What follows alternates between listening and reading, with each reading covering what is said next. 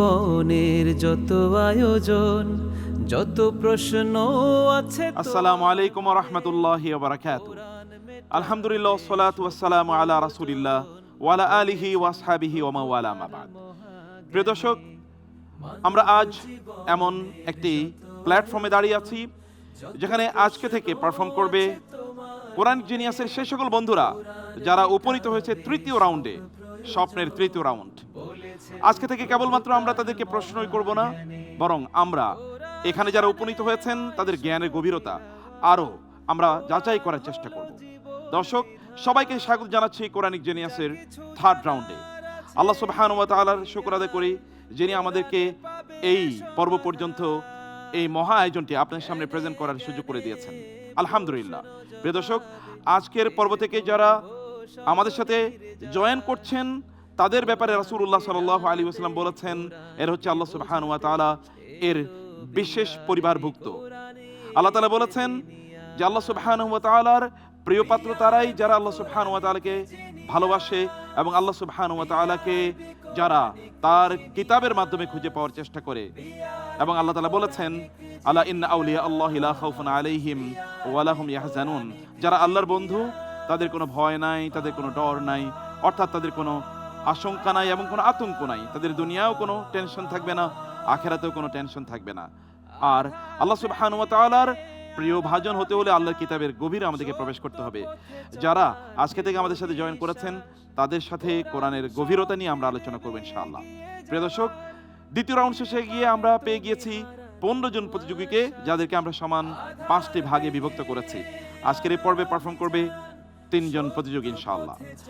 আমাদের আজকের এই পর্ব থেকে যারা এই তৃতীয় রাউন্ডে জয়েন করছেন তাদের জন্য পরীক্ষা পদ্ধতি হলো, তারা স্টেজে আসার পর জেনিয়াস হট সিটে যখন তারা বসবেন তাদেরকে আমরা 4টি সেগমেন্টে প্রশ্ন করব। প্রথম সেগমেন্টে থাকবে কোরআনে আকীদার যে ইস্যু আছে সেগুলো এবং আধুনিক বা প্রাচীন নাস্তিক্যবাদীরা যে সকল প্রশ্নগুলো তুলেছেন সেগুলো কিভাবে আল্লাহ সুবহানাহু ওয়া তাআলা কোরআনে উত্তর দিয়েছেন আমরা সেটি দেখার চেষ্টা করব আমাদের প্রতিযোগীদের সাথে আলাপনে, গল্পে এবং প্রশ্নের মাধ্যমে। আর দ্বিতীয়ত আমরা জানবো কোরআনে সামাজিক যে সকল ব্যত্যয়কর জিনিসগুলো আছে সেগুলো কিভাবে কোরআন কারেক্ট করে দিচ্ছে, রিফর্ম করছে সেই কথা আমরা জানবো। কোরআনের আসবাবুন নুজুল, কোন আয়াত বা সূরা কোন প্রেক্ষাপটে নাজিল হয়েছে সেটি, এবং সর্বশেষ র্যাপিড সেকশন তো থাকবেই সব সময়ের মতো। প্রিয় দর্শক, আজকে থেকে যারা জয়েন করছেন 15টি আত্মা, 15টি গল্প আমরা শুনবো। আমাদের সাথে রয়েছেন 15টি মহান হৃদয়ে। আমরা ইনশাআল্লাহ তাদের সাথে আপনাদেরকে পরিচয় করিয়ে দেব ধাপে ধাপে, প্রতি পর্বে আলাপনে এবং প্রশ্ন উত্তর এর মাধ্যমে। প্রিয় দর্শক, আজকের প্রথম প্রতিযোগী হিসেবে আসবেন জেনিয়াস খুরশিদুজ্জামান, যিনি বগুড়ার প্রতিযোগী কিন্তু নওগাঁ মেডিকেল কলেজের ছাত্র। আমরা তাকে ডেকে নিচ্ছি জেনিয়াস হট সিটে বসার জন্য। কোরআনকে জানাতে, কোরআনকে বোঝাতে এলো বিআরবি কোরআনিক জিনিয়াস। আসসালামু আলাইকুম। ওয়ালাইকুম আসসালাম ওয়া রাহমাতুল্লাহি ওয়া বারাকাতুহু। খুরশিদুজ্জামান, কেমন আছেন? আলহামদুলিল্লাহ। আপনি always you keep always smiling, এটা খুবই ভালো। আলহামদুলিল্লাহ। আলহামদুলিল্লাহ। রাসূল ইসলামের সুন্নাহ হাসা, তাই না? জি, আল্লাহ তাআলা আপনাকে এই কারণে অনেক সম্মান মর্যাদা বাড়িয়ে দিন। আমিন। তৃতীয় রাউন্ডে আপনাকে স্বাগত। জাযাক চলুন ভাই, আমরা বসি ইনশাআল্লাহ। ইনশাআল্লাহ। BRB Quranic genius. Khurshiduzzaman, ji, কেমন আছেন? আলহামদুলিল্লাহ। আলহামদুলিল্লাহ। আপনি এখন যে রাউন্ডে আছেন এই রাউন্ড অত্যন্ত সম্মানিত এবং মর্যাদাকর একটি রাউন্ড। জি, এখানে আমরা আপনাদের জ্ঞানের দ্যুতি এবং কোরআনের গভীরতা ইত্যাদি এর কারণে আমরা আপনাদেরকে এই রাউন্ডে এসে পেয়েছি এবং এখন আমরা আরও অনেক গভীরে চলে যাব ইনশাআল্লাহ। কিন্তু তার আগে আমরা একটু আপনাকে একটা জিনিস জানতে চাই, মানে কোরআন তো মানুষকে পরিবর্তন করার জন্য এসছে, জি। আপনাকেও নিশ্চয়ই পরিবর্তন করেছে। জি, কিন্তু এমন কি কোনো একটা জায়গা আছে যেটি কেউ জানে না কিন্তু আপনি কেবল জানেন যে কোরআন এই জায়গায় আপনার একটা পরিবর্তন তৈরি করেছে? জি, আলহামদুলিল্লাহ। সমস্ত প্রশংসা মহান আল্লাহ তাআলার জন্য, যে আল্লাহ তাআলা কোরআন দিয়ে আমাদের সবাইকে ধন্য করেছেন। আলহামদুলিল্লাহ। আলহামদুলিল্লাহ। তো কোরআন আমাকে যে জায়গায় পরিবর্তন করেছে বলে আমি মনে করি যে যে কোনো সময় যে কোনো মুহূর্তে রব্বে কারিমের স্মরণ আমার ভিতরে জাগ্রত করে দেওয়া। আমি যদি একটা উদাহরণ দেই তাহলে এভাবে বলতে পারি, আমি যখন কোনো বিপদে পড়ি, বিপদ থেকে আল্লাহ তাআলা যখন আমাকে উদ্ধার করেন, সেই সময় আমার কোরআনের সে আয়াতের কথা মনে হয়, আম্মান ইউজিবুল মুত্তাররা ইযা দাআ, কে আছে যে তোমাদেরকে বিপদ থেকে উদ্ধার করে যখন সে ডাকে। এরকম অসংখ্য যে ব্যাপারগুলো রয়েছে জীবনের সাথে খুবই ঘনিষ্ঠ, তো সেই ব্যাপারগুলোতে আমি মনে হয় যে আল্লাহ তাআলাকে অনুভব করি। এই পরিবর্তনটা কোরআন আমার ভিতরে করেছে, আলহামদুলিল্লাহ। এটি আয়াতটি আমার খুবই প্রিয় একটা আয়াত। সত্যি জাযাকাল্লাহ খায়ের, আপনি একেবারে এট দ্য ভেরি বিগিনিং আমার খুবই ভালোবাসার একটা আয়াত আপনি উল্লেখ করেছেন, জাযাকাল্লাহ খায়ের।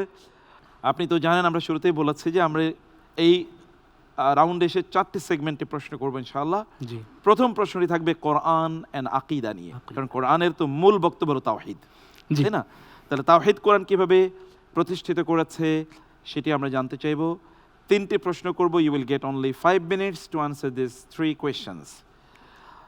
এখানে আপনি অনেক নম্বর, মানে প্রত্যেকটা প্রশ্নের জন্য 10 নম্বর করে থাকবে, 30 নম্বর। তারপরে কোরআন এবং সমাজের বিভিন্ন ইস্যু নিয়ে আমরা আলোচনা করব, সেখানে 2টো প্রশ্ন 10 নম্বর থাকবে। তৃতীয় সেগমেন্টে আমরা আসবাবুন নুজুল মানে শানে নুজুল, কোন সূরা বা আয়াত কোন প্রেক্ষাপটে নাজিল হয়েছে সেটা জানতে চাইবো। অ্যান্ড ফাইনালি র্যাপিড সেগমেন্ট থাকবে, সেখানে 5টি প্রশ্ন থাকবে। তাহলে আমরা শুরু করি ইনশাআল্লাহ। ইনশাআল্লাহ। ফার্স্ট সেগমেন্ট, চলুন আকীদার সেগমেন্টের আমরা প্রশ্নটি দেখি। বস্তুবাদী ও আধুনিক নাস্তিকরা দাবি করে মহাকাল বা সময়ই আমাদের ধ্বংস করে, পরকাল বলতে কিছুই নাই। প্রায় একই সুরে বলে তারা, আমরা কেবলই পদার্থের সমষ্টি, মৃত্যুর পর সব শেষ হয়ে যাবে। আমরা কেবলই পদার্থের সমষ্টি, মৃত্যুর পর সব শেষ।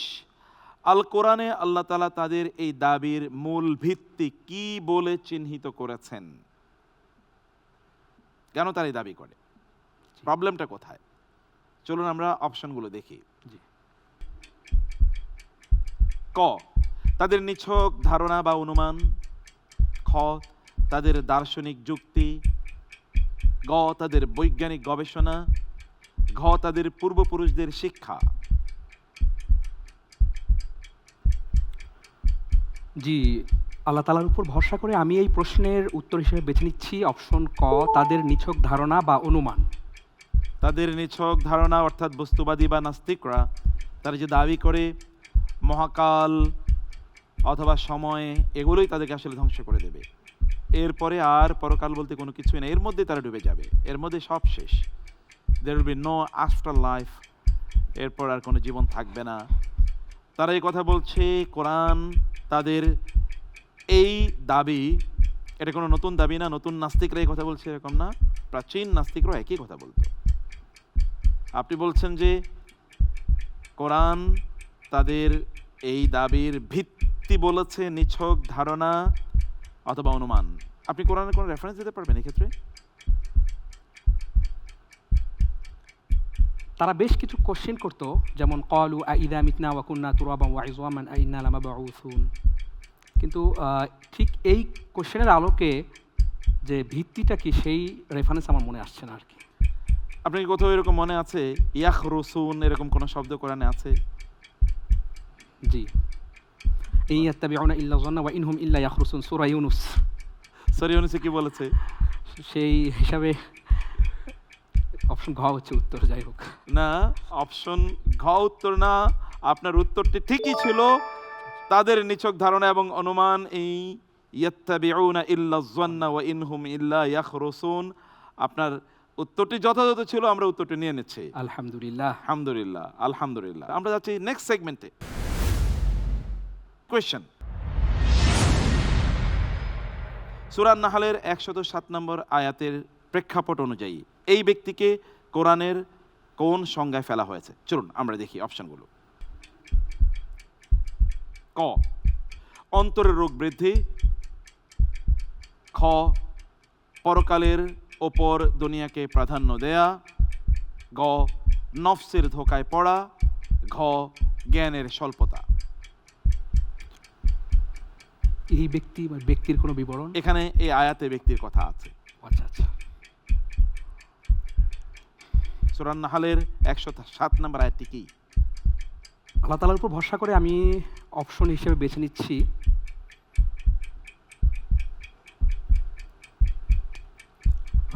কোনটা নিতে চাচ্ছেন? Option very confusing.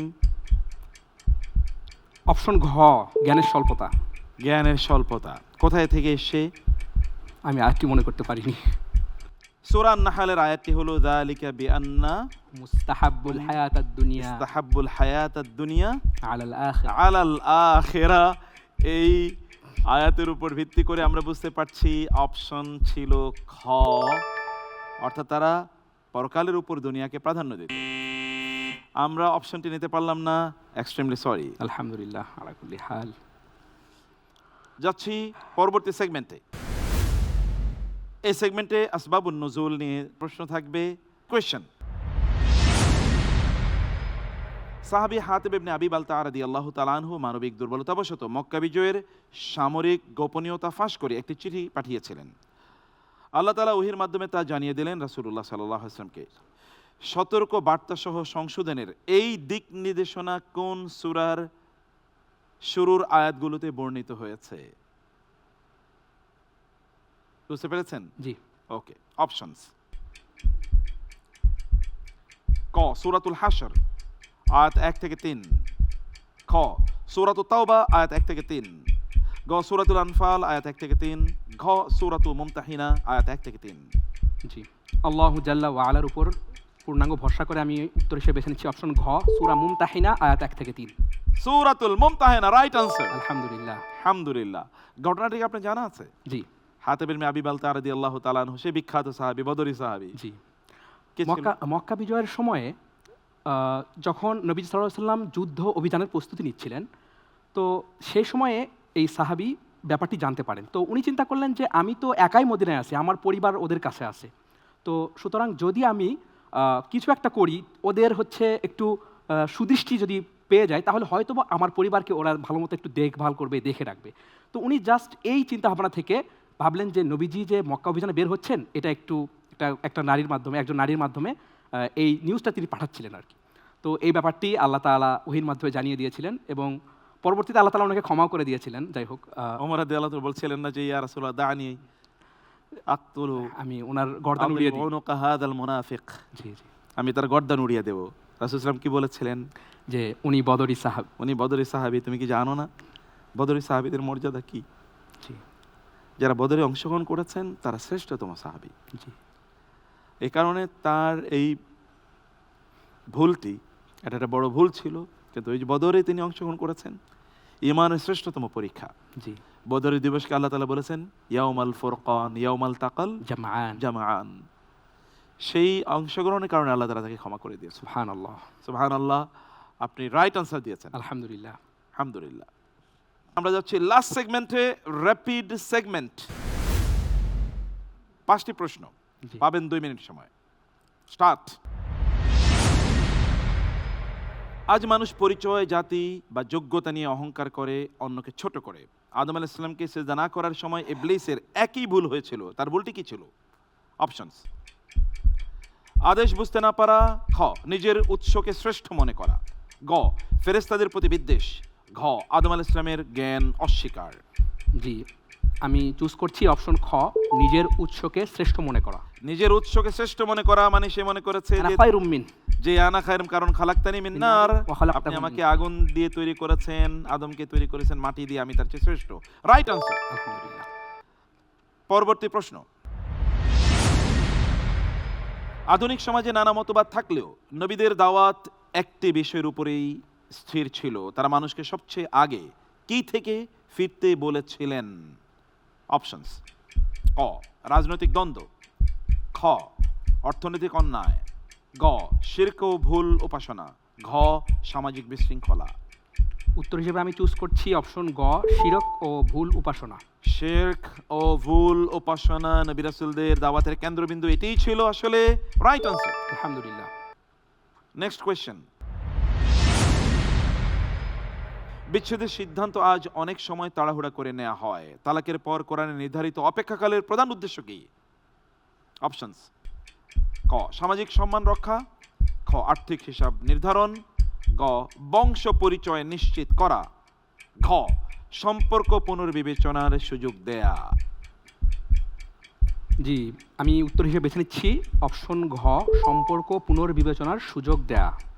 আমরা যেটা বলছি ইদ্দাত, আত-তালাকু মাররাতানি ফাইমসাকুম বিমারুফিন আও তাসরিহুম বিইহসান ফামাত্তিউহুন্না ওয়াসাররিহুহুন্না সারাহান জামিলা। Right answer. আলহামদুলিল্লাহ। আলহামদুলিল্লাহ। Next question.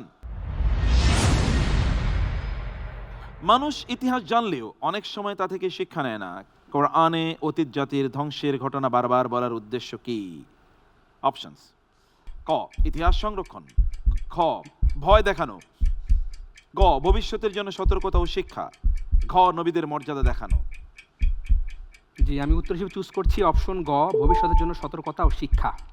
ভবিষ্যতের জন্য সতর্কতা ও শিক্ষা ইজ দ্য রাইট আনসার। আলহামদুলিল্লাহ। আলহামদুলিল্লাহ। Next question. আজ দান সাদাকাও কখনো কখনো সামাজিক স্বীকৃতির মাধ্যম হয়ে যায়। দান করার পর খোটা দিলে কেন তা নষ্ট হয়ে যায়? অপশনস: ক, প্রশংসা কমে যায়; খ, সম্মান নষ্ট হয়; গ, নিয়তের পবিত্রতা নষ্ট হয়; ঘ, সম্পদ অপচয় হয়। জি, উত্তর হিসেবে বেছে নিচ্ছি অপশন গ, নিয়তের পবিত্রতা নষ্ট হয়। নিয়তের কারণে তার এই দান সাদাকাও একেবারে শেষ হয়ে যায় ইজ দ্য রাইট আনসার। আলহামদুলিল্লাহ। আলহামদুলিল্লাহ, জাযাকাল্লাহ খায়ের। আপনি শুধু দুটো জায়গায় একটু আটকে গিয়েছিলেন, কিন্তু আপনি যথাযথ প্রায় আপনি রাইট জায়গায় ক্লিক করে ফেলেছিলেন। বারাকাল্লাহ ফিক। জাযাকাল্লাহ। আলহামদুলিল্লাহ। আলহামদুলিল্লাহ, জাযাকাল্লাহ খায়ের। প্রিয় দর্শক, নিশ্চয়ই আপনি বুঝতে পারছেন আরো গভীর, আরো জটিল, আরো স্মার্ট এবং আরো চ্যালেঞ্জিং হচ্ছে আমাদের এই রাউন্ড। কারণ এখান থেকে নির্বাচিত হবে কারা হচ্ছে বিআরবি কোরআনিক জিনিয়াস সিজন 1 এর চ্যাম্পিয়ন, রানার্স আপ, এবং কারা যাচ্ছে সেরা 10-এ তারপরে রাউন্ডগুলোতে। আমরা শুনছিলাম আমাদের প্রতিযোগীদের পক্ষ থেকে কোরআনের গভীর বিশ্লেষণ এবং তাৎপর্যপূর্ণ প্রশ্নের উত্তর। আমরা আরও জানবো ইনশাআল্লাহ, কিন্তু তার আগে যাব ছোট্ট একটু বিরতিতে। ফিরছি কিছুক্ষণের মধ্যেই। থাকুন কোরআনিক জিনিয়াসের সাথেই। BRB Quranic genius, BRB Quranic genius. আসসালামু আলাইকুম রহমতুল্লাহি ওয়া বারাকাতুহু। বিসমিল্লাহ ওয়াসসালাতু ওয়াসসালামু আলা রাসূলিল্লাহ ওয়া বাদ। প্রিয় দর্শক, বিরতির পর ফিরে এলাম অনুষ্ঠানে। দেখছেন বিআরবি কোরআনিক জিনিয়াস সিজন 1 এর তৃতীয় রাউন্ডের প্রথম পর্ব। আমরা এবার যে প্রতিযোগীকে আপনাদের সামনে প্রেজেন্ট করছি তিনি ঢাকার প্রতিযোগী, ঢাকা গাউসিয়া ফাজিল মাদ্রাসার ছাত্র জিনিয়াস সামিন আল জোবায়ের। কোরআনকে জানাতে, কোরআনকে বোঝাতে এলো বিআরবি কোরআনিক জিনিয়াস। আসসালামু আলাইকুম ওয়া ওয়ালাইকুম আসসালাম ওয়া রাহমাতুল্লাহি ওয়া বারাকাতুহু। সামিন আল জোবায়ের, কেমন আছেন? আলহামদুলিল্লাহ, আপনি কেমন আছেন? আলহামদুলিল্লাহ। থার্ড রাউন্ড, তাই না? চলুন, most challenging part. BRB Quranic genius.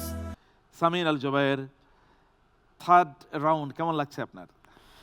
জি আলহামদুলিল্লাহ, কিছুটা ভয় কিছুটা আনন্দ দুইটা মিলে। ভয় এবং আনন্দ, কঠিন একটা পরীক্ষার মুখোমুখি আমরা এখন আছি, তাই না? তবে আপনি তো কোরআনের হাফেজ এবং কোরআনের গভীর ডুবুরি, আশা করছি প্রথম দুটো রাউন্ডে খুবই দুর্দান্তভাবে পারফর্ম করে আপনি থার্ড রাউন্ডে চলে এসেছেন, আলহামদুলিল্লাহ। এই রাউন্ডে আমরা আপনাকে 4 ধরনের প্রশ্ন করব, আপনি তো এর মধ্যে শুনেছেন, তাই না? জি তাহলে আমরা কি শুরু করি? জি ইনশাআল্লাহ। ইনশাআল্লাহ। আমরা তাহলে শুরু করছি ফার্স্ট সেগমেন্ট। সামিন, এই সেগমেন্টে প্রশ্ন করব থাকবে আকীদা রিলেটিং, আকীদা, নাস্তিকবাদ, সন্দেহবাদীদের অ্যাগনস্টিক যেই কথাবার্তাগুলো আছে সেগুলো আমরা কোরআনের লেন্সে দেখার চেষ্টা করব ইনশাআল্লাহ। তাহলে চলুন আমরা প্রশ্নটি দেখি। রাসেল বলেছিলেন মহাবিশ্ব এভাবেই আছে, এর কোনো কারণ বা উদ্দেশ্য খোঁজার দরকার নেই। একে বলে ব্রুট ফ্যাক্ট। আধুনিক এক্সিস্টেন্সিয়ালিজম বা অস্তিত্ববাদ বা নাইহালিজম বা শূন্যবাদীরা বলে জীবনের কোনো নির্দিষ্ট উদ্দেশ্য নেই, আমরা অ্যাক্সিডেন্টালি সৃষ্টি হয়েছি। আল কোরআনের আল্লাহ সুবহানাহু ওয়া তাআলা একটি তীক্ষ্ণ প্রশ্নের মাধ্যমে এই উদ্দেশ্যহীনতার দর্শনকে খণ্ডন করেছেন। প্রশ্নটি কি ছিল? অপশনসগুলোতে আমরা যাই জি ইনশাআল্লাহ। ইনশাআল্লাহ। অপশনস: ক, তোমরা কি ভেবেছ আমি তোমাদের শাস্তি দিতে পারবো না? খ, তোমরা কি ভেবেছ আমি তোমাদের অনর্থক সৃষ্টি করেছি? গ, তোমরা কি ভেবেছ তোমরা চিরকাল বেঁচে থাকবে? ঘ, তোমরা কি ভেবেছ তোমরা এমনিতেই সৃষ্ট হয়েছ? আপনি বুঝতে পারছেন বার্টন রাসেল সহ প্রাচীন এবং আধুনিক যারা নাস্তিকবাদী, এটা কিন্তু ফিলসফিতে একটি আলাদা ব্রাঞ্চ আছে, এক্সিস্টেন্সিয়ালিজম। মানে অস্তিত্ববাদ, এটা নিয়ে বিস্তর আলাপ আছে সেখানে। এবার আরেকটা হচ্ছে নাইহেলিজম, মানে তা হচ্ছে শূন্য সব কিছু, অতএব কোনো উদ্দেশ্য নাই। তারা বলছে কথা, কিন্তু কোরআনে একটা তীক্ষ্ণ প্রশ্ন ছুঁয়ে দিয়েছেন আল্লাহ তাআলা। সে প্রশ্নের মাধ্যমে আল্লাহ তাআলা এই প্রাচীন এবং আধুনিক যত নাস্তিকবাদ আছে তাদের একেবারে সে করে আল্লাহ তাআলা আঘাত করেছেন। প্রশ্নটি কি? আল্লাহ রাব্বুল আলামিন সূরাতুল মুমিনুনের শেষে বলেন, আফাহাসিবতুম আন্নামা খালাকনাকুম আবাসা, তোমরা কি মনে করো যে আমি তোমাদেরকে অনর্থক সৃষ্টি করেছি? এই আয়াতের ভিত্তিতে আমি এই প্রশ্নের উত্তর হিসেবে বেছে নিচ্ছি অপশন খ, তোমরা কি ভেবেছো আমি তোমাদের অনর্থক ছলে সৃষ্টি করেছি? খ, তোমরা কি ভেবেছো আমি তোমাদের অনর্থক সৃষ্টি করেছি, খেলার ছলে তৈরি করেছি? তোমরা কি এটা মনে করেছো? তার মানে একটা উদ্দেশ্য আছে। কি উদ্দেশ্য আছে? সেই প্রসঙ্গে আল্লাহ তাআলা সূরা জারিয়াতের মধ্যে বলেন, ওয়ামা খালাকতুল জিন্না ওয়াল ইনসা ইল্লা লিয়াবুদুন, যে আমি জিন এবং মানব জাতিকে শুধুমাত্র আমার ইবাদতের জন্য সৃষ্টি করেছি। আল্লাহর ইবাদত কিভাবে হয়? সারা দিন রাত কি আল্লাহর ইবাদতই করবো আমরা? ইবাদত বলতে আমরা যেটা বুঝি শুধু নামাজ রোজা, শুধু এটাই ইবাদতের মধ্যে সীমাবদ্ধ নয়, এবং আল্লাহ তাআলা কোরআন ও হাদিসে আমাদেরকে যে জীবন বিধান দান করেছেন, যে সেটা আমাদের পুরা ব্যক্তিগত জীবন থেকে শুরু করে রাষ্ট্রীয় জীবন পর্যন্ত জীবনের প্রত্যেকটা ক্ষেত্রে আল্লাহর বিধান অনুযায়ী চলাটাই আসলে ইবাদত। এখন যদি আমরা আল্লাহর বিধান অনুযায়ী ঘুমাই, তাহলে আমাদের ঘুমটাও হবে ইবাদত। আমরা যদি আল্লাহর বিধান অনুযায়ী খাই, তাহলে সে খাওয়াটাও আমাদের জন্য ইবাদত হবে। মানে ব্যবসা বাণিজ্য, চাকরি বাকরি, হাঁটা চলা, পড়াশোনা সবই ইবাদত হবে যদি এটা আল্লাহ তাআলার বিধান অনুসারে হবে। আপনি বলেছেন খ অপশন হচ্ছে এই প্রশ্নের উত্তর। আমরা সিস্টেমকে জিজ্ঞেস করলে সিস্টেম বলছে খ ইজ দ্য রাইট আনসার। আলহামদুলিল্লাহ, আমরা যাব পরবর্তী সেগমেন্টে। কোয়েশ্চেন: মানুষ অনেক সময় নিজের ভুল ঢাকতে অন্যের দোষ খুঁজে বেড়ায়, গোপন বিষয় অনুসন্ধান করে এবং পেছনে নিন্দা করে, ফলে সমাজে অবিশ্বাস ছড়িয়ে পড়ে। কোরআন এই তিনটি আচরণকে পরস্পর সংযুক্ত কোন নৈতিক অবক্ষয়ের অংশ হিসেবে চিহ্নিত করেছে? অপশনস: ক তাকওয়ার দুর্বলতা, খ ভ্রাতৃত্ব নষ্টকারী পাপসমূহ, গ অন্তরের কুফরির প্রবণতা, ঘ শয়তানের ধাপে ধাপে প্ররোচনা। আপনি কি প্রশ্নটি বুঝতে পেরেছেন? জি, আলহামদুলিল্লাহ, এই প্রশ্নের উত্তর হিসেবে আমি বেছে নিচ্ছি অপশন গ, অন্তরে কুফরি প্রবণতা। অন্তরে কুফরি প্রবণতা আপনি বলছেন। আর কোরআনে ওই সূরাতে আল্লাহ সুবহানাহু ওয়া তাআলা বারবার যাদেরকে লক্ষ্য করে কথা বলেছেন তারা হচ্ছে কারা? ইয়া আইয়ুহাল্লাযীনা কাফারুনা, ইয়া আইয়ুহাল্লাযীনা আমানু লা ইয়াসখার কওমুম মিন কওমিন, ইয়া আইয়ুহাল্লাযীনা আমানু ইজতানিবু কাসীরাম মিনাজ যান। তার মানে এগুলো মুমিনদের কাজ, এগুলো অন্তরের কুফরির প্রবণতা নয়, এগুলো মূলত ভ্রাতৃত্ব নষ্টকারী পাপাচার বলে আল্লাহ তাআলা উল্লেখ করেছেন। খ was the right answer, but you have chosen wrong option. Third segment question: Tabuk যুদ্ধে বিনা কারণে অংশ না নেয়া তিনজন সাহাবী কোনো অজুহাত না দেখিয়ে সত্য কথা বলেন। 50 দিন দীর্ঘ মানসিক পরীক্ষার পর তাদের তওবা কবুল হয়। সত্যবাদিতার কারণে সেই 3 সাহাবীর মুক্তি ও তওবা কবুলের ঐতিহাসিক ঘটনা কোন সূরায় এসেছে? অপশনস: ক সূরাতুল ফাতহ আয়াত 70 থেকে 75, খ সূরাতুত তাওবা আয়াত 117 থেকে 118, গ সূরা মুহাম্মদ আয়াত 24, ঘ সূরাতুল হাশর আয়াত 10। আল্লাহ তাআলা সূরাতুত তাওবা 117 নম্বর আয়াতে বলেন, ওয়া আলাস সালাসাতিল্লাযীনা খুল্লিফু হাত্তা ইযা দাকাত আলাইহিমুল আরদু বিমা রাহুবাত ওয়া দাকাত আলাইহিম আনফুসুহুম ওয়া যান্নু আল্লা মালজাআ মিনাল্লাহি ইল্লা ইলাইহি সুম্মা তাবা আলাইহিম লিয়াতুবু ইন্নাহু হুয়াত তাওয়াবুর রহিম। এই আয়াতের ভিত্তিতে আমি প্রশ্নের উত্তর হিসেবে বেছে নিচ্ছি অপশন খ, সূরা তাওবা আয়াত 117 118। অপশন খ সূরা তাওবা। আপনি বলছেন যেখানে 3 জন সাহাবী তারা তাবুকের যুদ্ধে অংশগ্রহণ করেননি, কিন্তু অন্যরা অংশগ্রহণ করেছেন, আবার একদল অংশগ্রহণ করেননি। তারা রাসূল সাল্লাল্লাহু আলাইহি ওয়াসাল্লাম যখন ফিরে এসেছেন তার কাছে এসে মিথ্যা কথা বলেছে এবং তারা মাফ চেয়ে নিয়েছে, কিন্তু এই 3 জন তারা এসে সত্য বলেছে, মিথ্যা বলেননি। তারা সিদ্ধান্ত নিয়েছে আমরা যাইনি, একটা অন্যায় করেছি, আবার গিয়ে মিথ্যা কথা বলে আরেকটা অন্যায় করব, হতে পারে আল্লাহ রাসূল ক্ষমা করে দেবেন, কিন্তু আল্লাহ তিনি তো জানেন। আমরা আল্লাহর কাছে মিথ্যাবাদী হতে চাই না, এবং এ কারণে রাসূল ইসলাম তাদের সাথে 50 দিন কথা বলেননি। এবং আল্লাহ তাআলা বলেছেন হাত্তা ইযা দাকাত আলাইহিমুল আরদু বিমা রাহুবাত, এই গোটা পৃথিবী তাদের কাছে এত সংকীর্ণ হয়ে পড়ছিল যে কেউ তাদের সাথে কথা বলে না, এমনকি সালাম দিলে সালামের উত্তর দেয় না, সব কিছু বন্ধ, ঘর বন্ধি, এরকম একটা অবস্থা।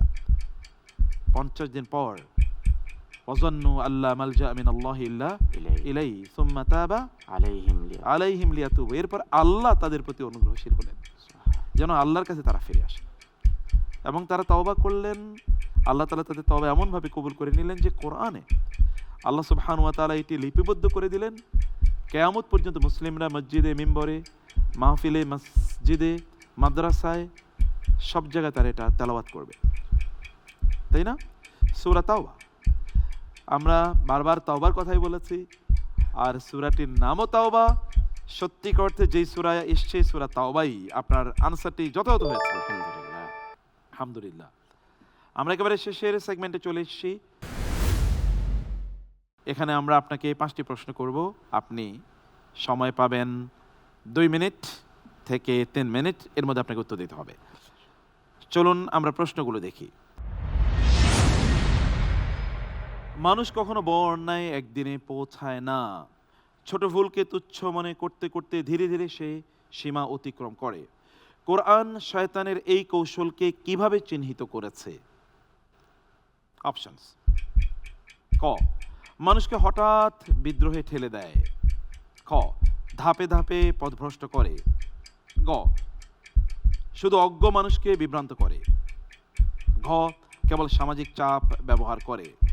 আলহামদুলিল্লাহ, এই প্রশ্নের উত্তর হিসেবে আমি বেছে নিচ্ছি অপশন খ, ধাপে ধাপে পথভ্রষ্ট করে। ধাপে ধাপে পথভ্রষ্ট করে। আপনি প্রশ্নের মধ্যে ক্লু ছিল, সেখান থেকে আপনি ক্লুটি নিয়েছেন। কোরআনে কোথাও আছে যে শয়তান কিভাবে আমাদেরকে পথভ্রষ্ট করে? আল্লাহর সাথে তার একটা অঙ্গীকার ছিল।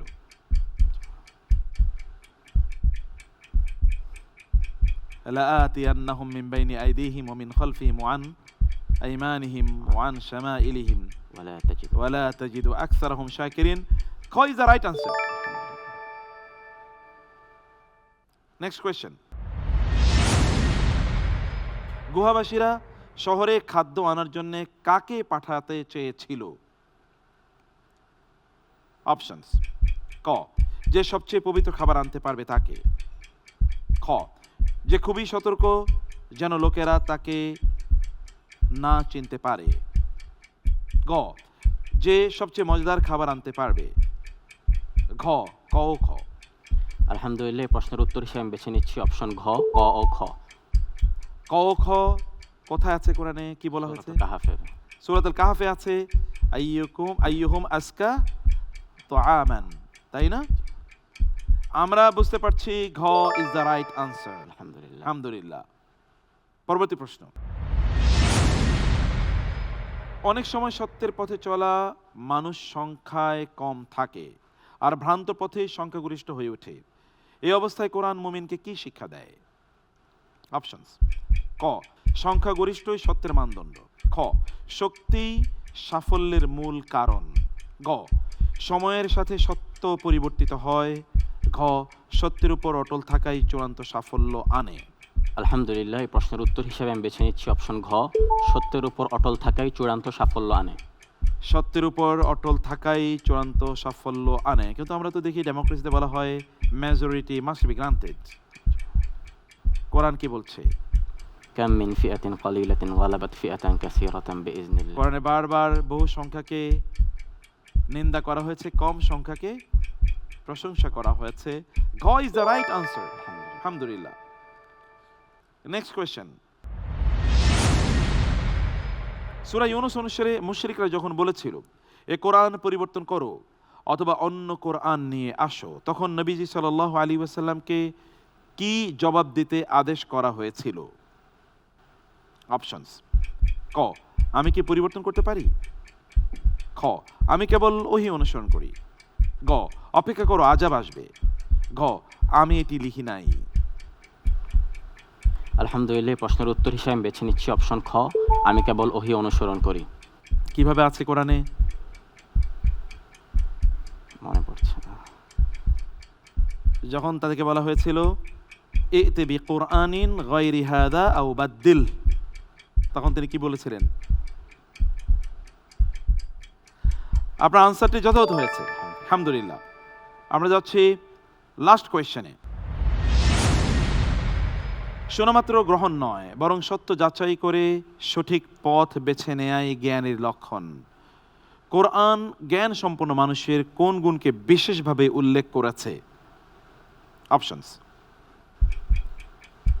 ক, গভীর চিন্তা ও দায়িত্বশীল বিবেচনা; খ, তর্কে বিজয়ী হওয়ার প্রবণতা; গ, আবেগের অনুসরণ; ঘ, প্রমাণহীন অনুকরণ। আলহামদুলিল্লাহ, এই প্রশ্নের উত্তর হিসেবে আমি বেছে নিচ্ছি অপশন ক, গভীর চিন্তা ও দায়িত্বশীল বিবেচনা। অপশন ক, গভীর চিন্তা ও দায়িত্বশীল বিবেচনা। ক্লু একেবারে প্রশ্নের মধ্যেই ছিল, আপনি যথাযথ ধরেছেন, রাইট আনসার। আলহামদুলিল্লাহ, আনসারটি এবারও সঠিক হয়েছে, আলহামদুলিল্লাহ। আলহামদুলিল্লাহ, জাকাল্লাহ খায়ের। আপনি খুবই চমৎকার করেছেন, প্রায় সবগুলো প্রশ্নের উত্তর দিয়েছেন, বারাকাল্লাহ ফিক। আল্লাহুম্মা আমিন। প্রিয় দর্শক, আলহামদুলিল্লাহ, আমরা আরও গভীর থেকে গভীর, আরও তাত্ত্বিক পর্যায়ে যাচ্ছি প্রশ্নগুলো করার ক্ষেত্রে, এবং কোরআনের মণিমুক্তাগুলো যেন আমরা খুঁজে বের করতে পারি, সেই আয়োজন চলছে।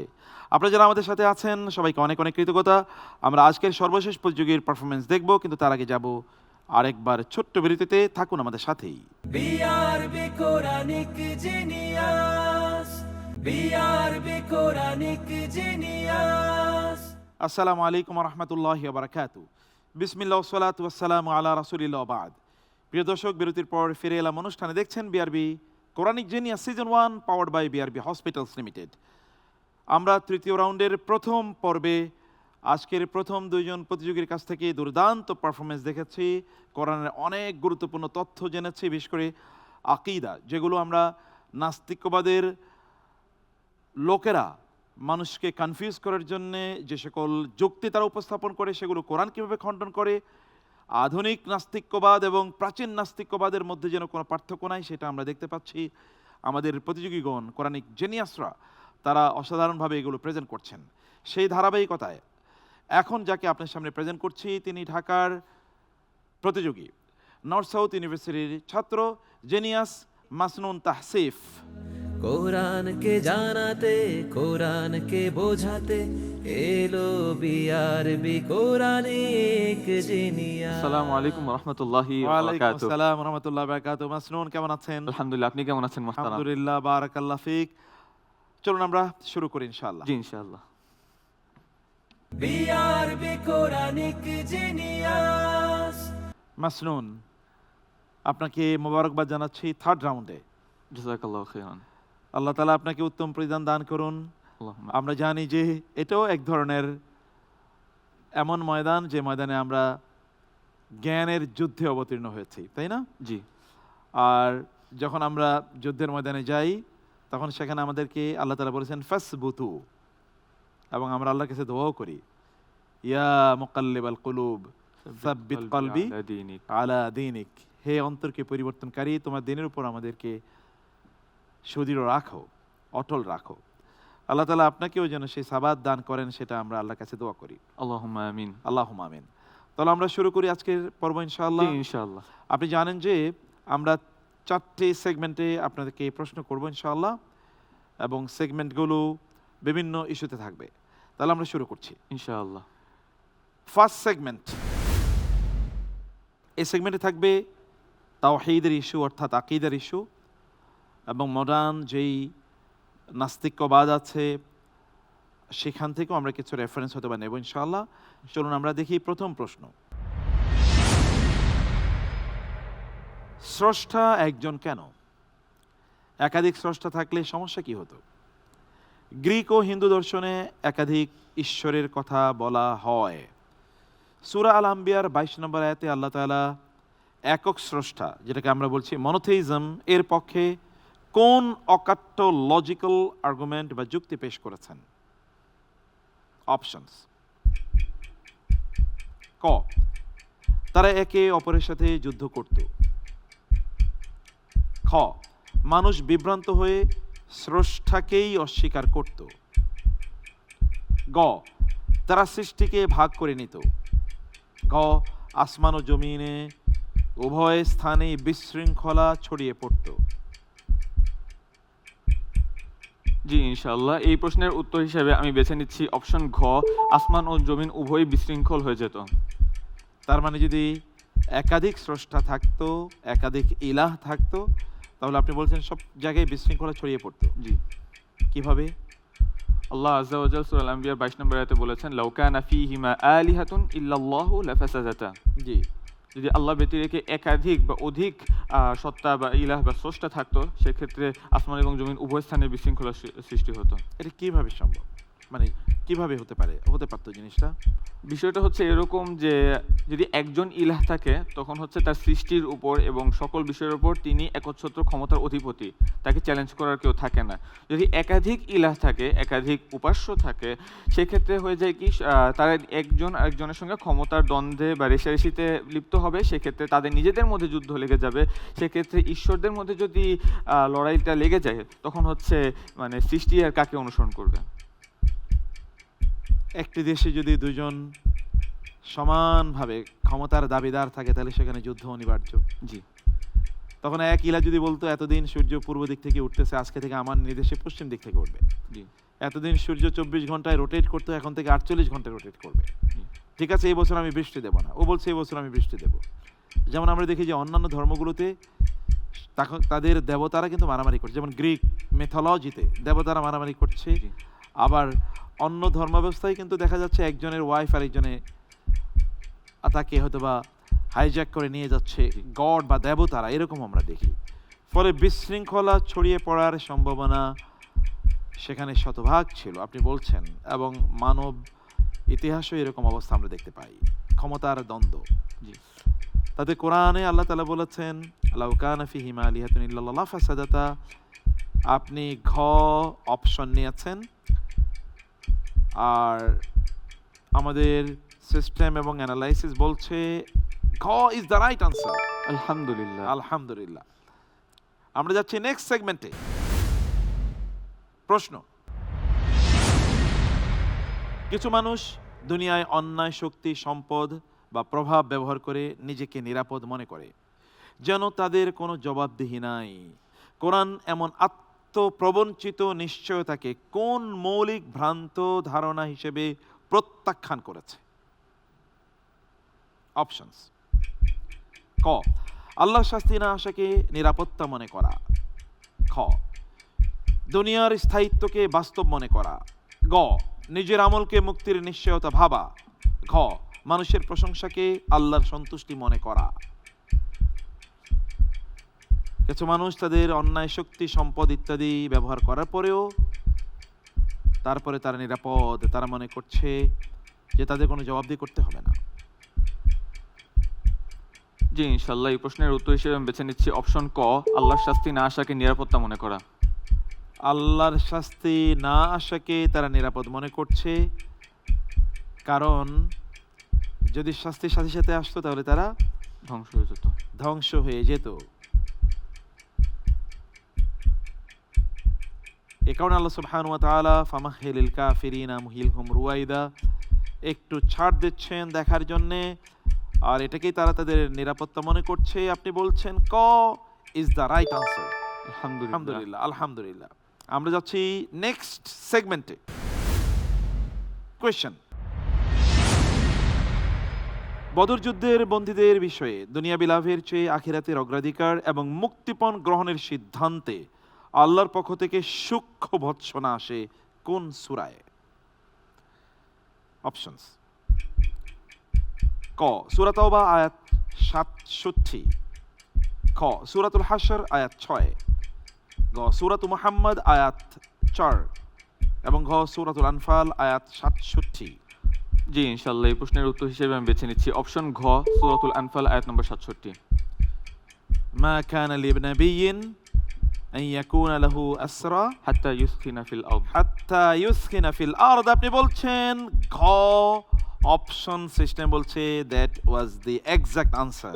আলহামদুলিল্লাহ। আলহামদুলিল্লাহ, আলহামদুলিল্লাহ। ওকে, এই সেগমেন্টটি আপনি খুবই ভালো করলেন। আমরা যাচ্ছি লাস্ট সেগমেন্টে। এখন আপনি 5টি প্রশ্নের উত্তর দেবেন, পাবেন 2 মিনিটের মতো করে সময় ইনশাআল্লাহ। প্রশ্ন, সূরা আল কাহাফের 57তম আয়াত অনুযায়ী সবচেয়ে বড় জালিম কে? অপশনস: ক, যে আল্লাহর আয়াতকে অবজ্ঞা করে। খ, যে ভুলে যায় অতীতের পাপ। গ, যে আল্লাহর পথে ডাক পেয়েও সাড়া দেয় না। ঘ, উপরে সবগুলো। জি ইনশাল্লাহ এই প্রশ্নের উত্তর হিসেবে বেছে নিচ্ছি অপশন ঘ, উপরের সবগুলো। আপনি কি আয়াতটা বলতে পারবেন? জি বলতে পারবো।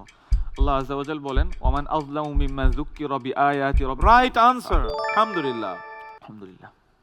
যাচ্ছি পরের প্রশ্নে। ইতিহাসে দেখা যায় সত্যের দাওয়াতে প্রথম সাড়া দেয় সমাজের সাধারণ ও দুর্বল মানুষেরা। কোরআন এতে কি বাস্তবতা তুলে ধরে? অপশনস: ক, সত্য গ্রহণে বিনয়ী মন বেশি প্রস্তুত থাকে। খ, সাধারণ মানুষ সরল তাই তারা সাড়া দেয়। গ, ইমানদার লোকেরা দরিদ্রই থাকে। ঘ, সামাজিক বিদ্রোহ দাওয়াতের লক্ষ্য। জি ইনশাল্লাহ এই প্রশ্নের উত্তর হিসেবে বেছে নিচ্ছি অপশন ক, সত্য গ্রহণে বিনয়ী মন বেশি প্রস্তুত। সত্য গ্রহণে বিনয়ী মন প্রস্তুত থাকে, রাইট আনসার। আলহামদুলিল্লাহ। পরের প্রশ্ন, মানব জীবনে ভারসাম্য নষ্ট হলে অন্যায় বাড়ে। কোরআনে মিজান প্রতিষ্ঠার কথা বলে কি বোঝানো হয়েছে? অপশনস: ক, দারিদ্র্য দূরীকরণ। খ, ইবাদত বৃদ্ধি। গ, ন্যায়ভিত্তিক সামগ্রিক ভারসাম্য। ঘ, সবাইকে সমান অধিকার দেয়া। জি ইনশাল্লাহ এই প্রশ্নের উত্তর হিসেবে বেছে নিচ্ছি অপশন গ, ন্যায়ভিত্তিক সামগ্রিক ভারসাম্য। ন্যায়ভিত্তিক সামগ্রিক ভারসাম্য, রাইট আনসার। আলহামদুলিল্লাহ। আলহামদুলিল্লাহ। নেক্সট কোয়েশ্চেন,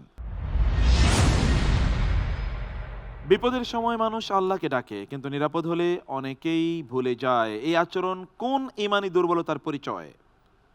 অপশনস: ক, কুফর। খ, মুনাফিকি। গ, অজ্ঞতা। ঘ, সাময়িক ভয়। জি ইনশাল্লাহ এই প্রশ্নের উত্তর হিসেবে বেছে নিচ্ছি অপশন ক, কুফর। অপশন ক, কুফর। কোথায় আছে অপশন ক, কুফর? فإذا ركبوا في الفلك دعوا الله مخلصين له الدين فلما نجاهم إلى البر إذا هم يشركون। ঠিক মনে আসছে না আমার। إذا هم يشركون। ইদা হুম ইউশরিকুন। আপনি বলছেন যে বিপদের সময় মানুষ আল্লাহকে ডাকে কিন্তু নিরাপদ হলে অনেকেই আল্লাহ তাআলাকে ভুলে যায়।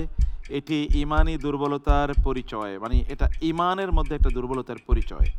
অপশন ক আপনি বলেছেন, এটি কুফরি বলেছেন আপনি। আপনার উত্তরটি আমরা গ্রহণ করলাম, রাইট আনসার। আলহামদুলিল্লাহ। আলহামদুলিল্লাহ। লাস্ট কোয়েশ্চেন, সূরা নূরের 26 নম্বর আয়াত অনুযায়ী বিয়ে ও বন্ধনের ক্ষেত্রে নিম্নের কে কার জন্য উপযুক্ত? বিয়ে ও বন্ধন। ক, খারাপরা ভালোদের জন্য আর ভালোরা খারাপদের জন্য। খ, আল্লাহই উত্তম নির্ধারক। গ, খারাপরা খারাপদের জন্য, ভালোরা ভালোদের জন্য।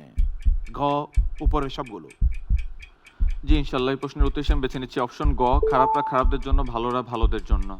অর্থাৎ আল্লাহ তাআলা খারাপ মানুষদের সাথে খারাপকে মিলিয়ে দেন, ভালো মানুষের সাথে ভালোকে মিলিয়ে দেন। বিয়ে এবং বন্ধন সব জায়গায় একই ইস্যু প্রযোজ্য। আমরা এই আনসারটিকে যথাযথ বলে মেনে নিচ্ছি। আলহামদুলিল্লাহ। আলহামদুলিল্লাহ, জাযাকাল্লাহ খায়ের। অসাধারণ, আলহামদুলিল্লাহ। খুবই ভালো করেছেন আপনি, এক্সেপ্ট ওয়ান। সবগুলো প্রশ্নের যথাযথ উত্তর দিয়েছেন, বারাকাল্লাহ ফিক। আসসালামু আলাইকুম ওয়া রাহমাতুল্লাহি। ওয়ালাইকুম আসসালাম ওয়া রাহমাতুল্লাহি ওয়া বারাকাতুহু। প্রিয় দর্শক, এভাবেই শেষ করছি আমাদের আজকের আয়োজন। আজকের এই পর্বে আমাদের প্রতিযোগীরা তৃতীয় রাউন্ডের প্রথম পর্বে দুর্দান্ত পারফরমেন্স করেছে। আমরা দেখেছি কিভাবে দিনের মৌলিক জিনিসগুলো কোরআনের আলোকে এবং আমাদের আকীদার মৌলিক জিনিসগুলো কোরআনের আলোকে, জীবনের মৌলিক জিনিসগুলো কিভাবে কোরআন সমাধান করে সেই বিষয়গুলো আমরা এখানে দেখেছি আমাদের এই প্রতিযোগীদের বিভিন্ন প্রশ্ন উত্তরের মাধ্যমে। আলহামদুলিল্লাহ, আমরা আল্লাহ তাআলার শুকর আদায় করি, তিনি আমাদেরকে এই চমৎকার আয়োজনটি আপনার সামনে প্রেজেন্ট করার সুযোগ করে দিয়েছেন। আমরা আজকের জন্য বিদায় নিচ্ছি, কিন্তু ইনশাআল্লাহ আগামীকাল দেখা হবে একই সময়ে এই টিভিতে এবং আমাদের সকল সোশ্যাল মিডিয়া সাইটগুলোতে। ততক্ষণ পর্যন্ত সবাইকে আল্লাহ অনেক ভালো রাখুন। আল্লাহুম্মা আমিন। ওয়াসসালামু আলাইকুম ওয়া রাহমাতুল্লাহি ওয়া বারাকাতুহু। BRB Quranic genius.